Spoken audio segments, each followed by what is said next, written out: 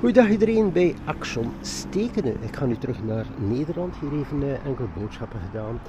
Dus nu wel via de N403, een drukkere route. Ik kan natuurlijk wel verder langs de fietssnelweg, maar bon, ook al nog even interessant deze route.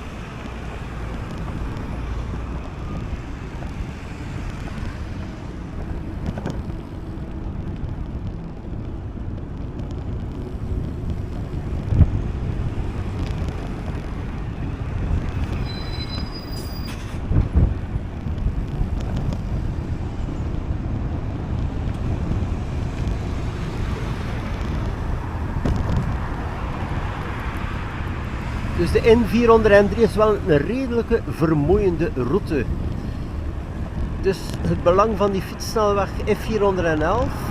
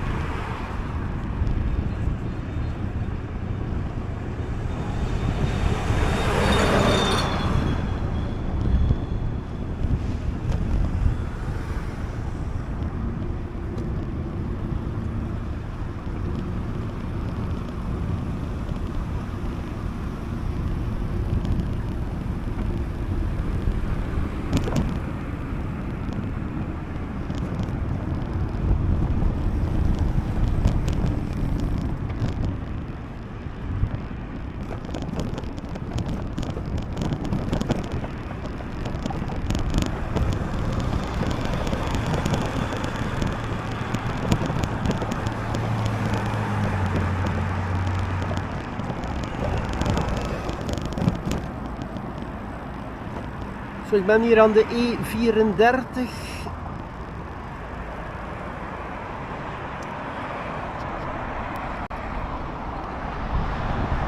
En dus verder heb je de F411, moet ik normaal dan een stuk van Sint-Gilles-Waas op en dan naar de overkant onder de brug. Ja, maar ook voor de voertuigen hier toch wel redelijk vermoeiend als je dat iedere dag moet doen. Voor Sint-Niklaas toch wel op het Spitsuur heb je toch altijd wel die drukte.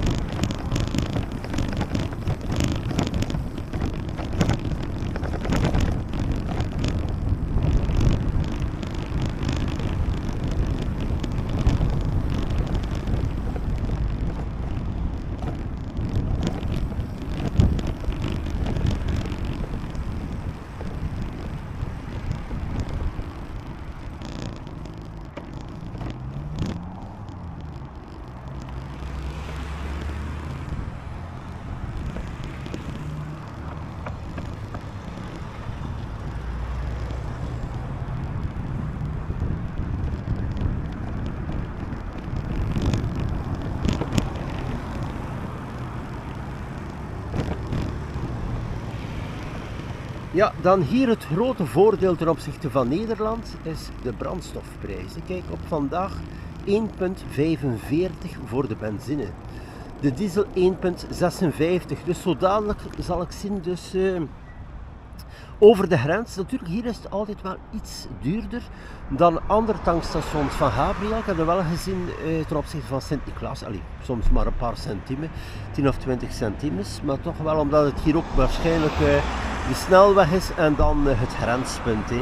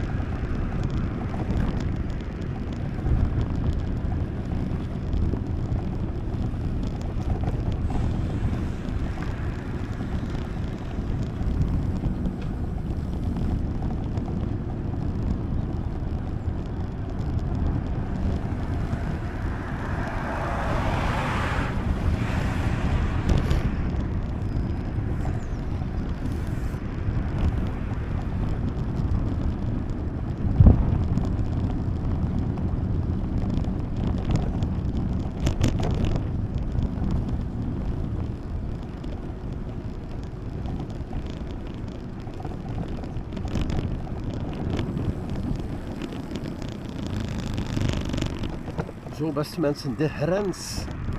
Ja, bijzonder rustig. Praktisch niemand. Dus hier opnieuw de aanduiding. Hulst 4 kilometer aan de binnenstad, maar is hier echt geen kat. Op de spits, praktisch het spitsuur.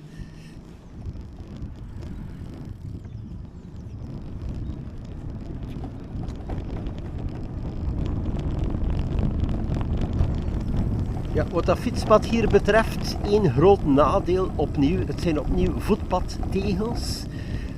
Het is bijzonder glad bij regen. Die anderen hebben het ook al gezegd. Vroeger waren het ook voetpadtegels en ook bij, ja, natuurlijk het weer veranderd. Maar bij vriestemperaturen is dat niet het ideale. Nee, vooral in de winter en zo. Ben je beter met een gewone betonnen fietspad.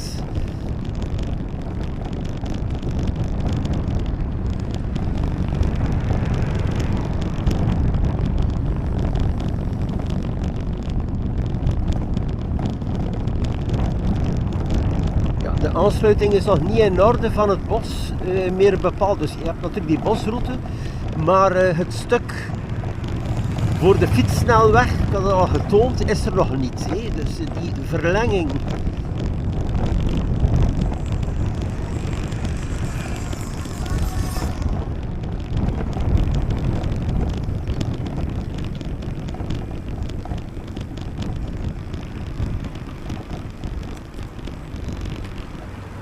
Hier is het was niet aangeduid vooraf. Voor de fietsers wel bijzonder lastig opnieuw dit hier. We moeten langs de hoofdroute.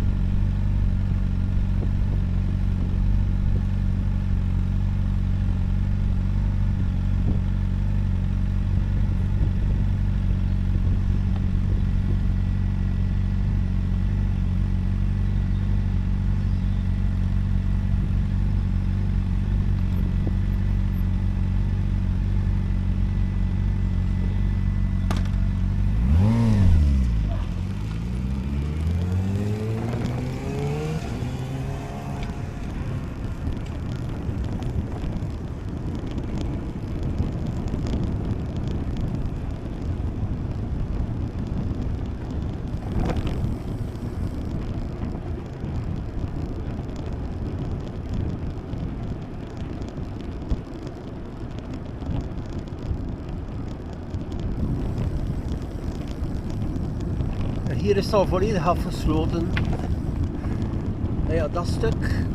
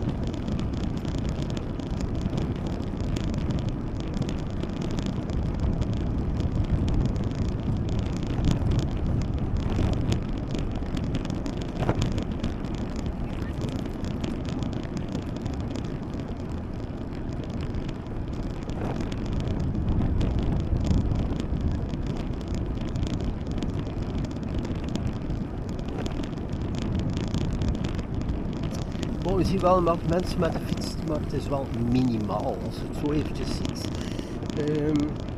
En natuurlijk, ja, die fiets nou wel opnieuw aan de rechterkant. Je hebt dan wel die vernieuwing, dat stuk hier in Huist, maar dat bosgedeelte is nog altijd niet in orde, dus dat maakt ja, bijzonder lastig voor mensen die komen met een koersfiets of ja, een gewone stadsfiets.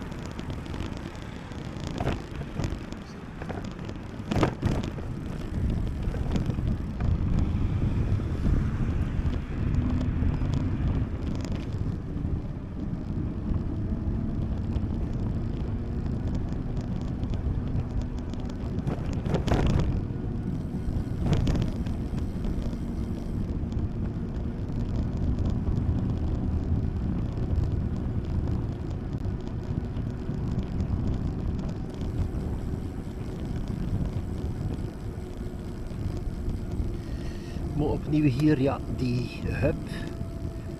Het voordeel dan wel, ja, lokaal. Nee? Dus van A tot B. Maar het probleem blijft hem nog altijd, als je naar Sint-Niklaas moet in de dag, die overstappingen die je moet maken. Vroeger had je de rechtstreekse bus, Hulst busstation naar Sint-Niklaas. En nu via die overstap aan de grens en zo, het neemt allemaal zijn tijd.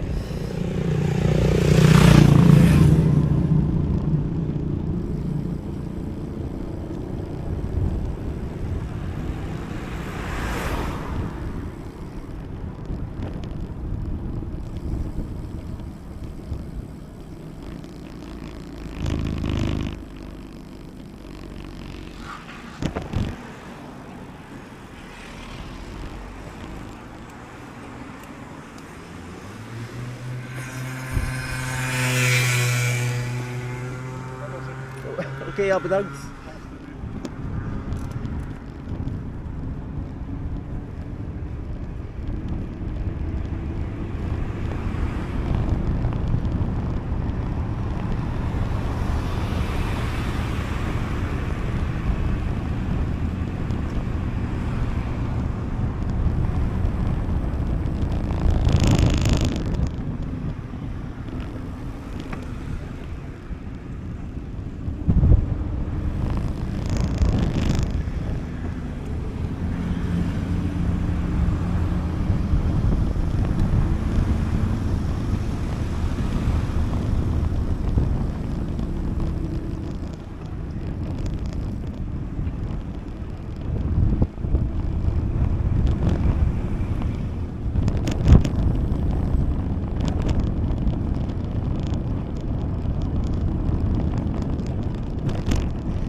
Bon, en dan ook hier het Michelstadspad.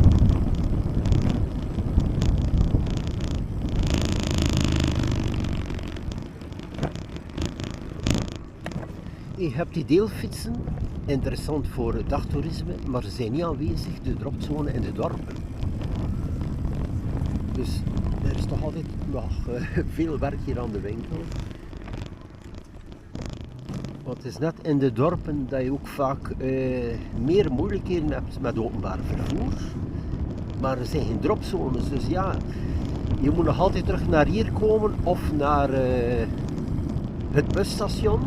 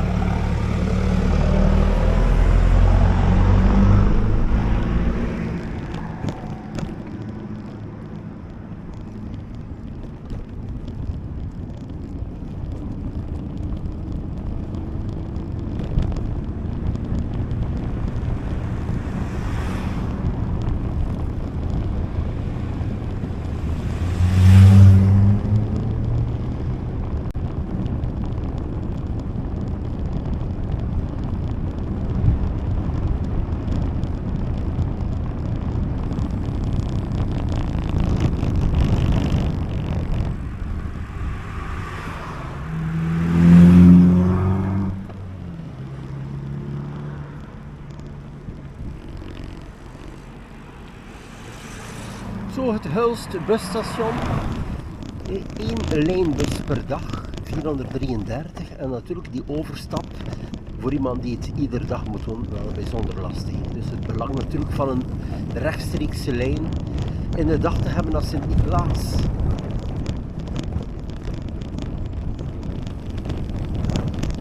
Dus hier ook de deelfietsen, maar opnieuw, je kan niet meer naar de andere kant, enkel nog naar Waterzande.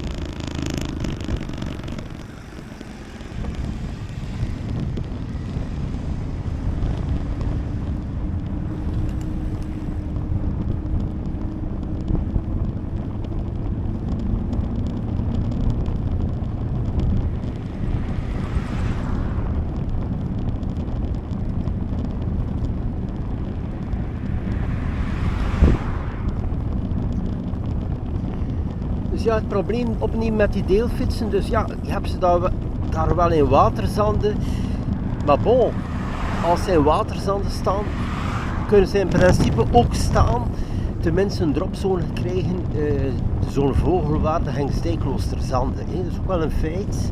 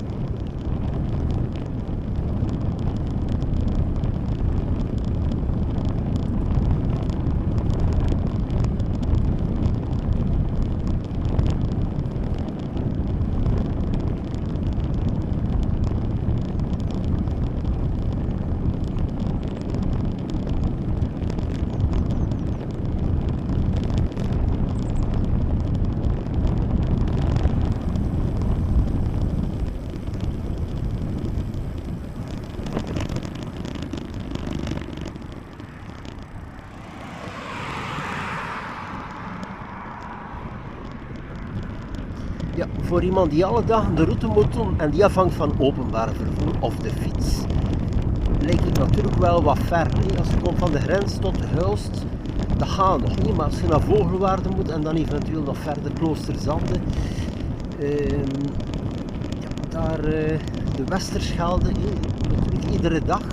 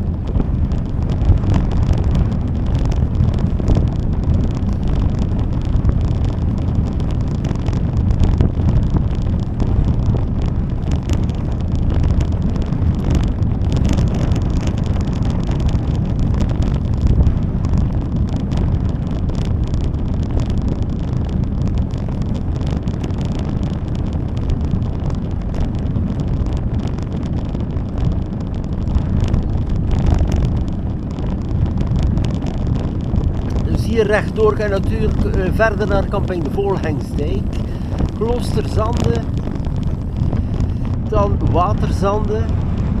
Maar bon, je ziet het ook, er is een groot verschil tussen met de fiets en het openbaar vervoer natuurlijk samen en met de auto. Het is wel een feit hier.